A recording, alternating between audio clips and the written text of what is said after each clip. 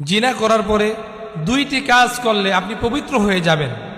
এমন দুইটি কাজ রয়েছে যে দুইটি কাজ করলে আপনার জিনার গুনাহ মাফ হয়ে যাবে। আজ আমরা নারী পুরুষ অধিকাংশ যুবক এবং যুবতীগুলো জিনার মধ্যে আসক্ত হয়ে যাচ্ছি। আমরা রাস্তাঘাটে চলতে ফিরতে আমাদের জিনা হয়ে যাচ্ছে। রাসূল আরবি সাল্লাল্লাহু আলাইহি ওয়াসাল্লাম বলেছেন, কোন যুবক যদি কোন যুবতীর দিকে ইচ্ছাকৃতভাবে তাকায়, এটা চোখের জিনা। ওই যুবতীকে নিয়ে যদি অন্তরের মধ্যে কল্পনা করে, এরা অন্তরের জিনা।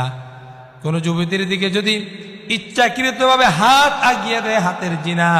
কোন যুবতীর কাছে যদি ইচ্ছাকৃতভাবে দেখার জন্য অবৈধ সম্পর্ক স্থাপন করার জন্য পা দিয়ে হেঁটে যায়, এটা পায়ের জিনা।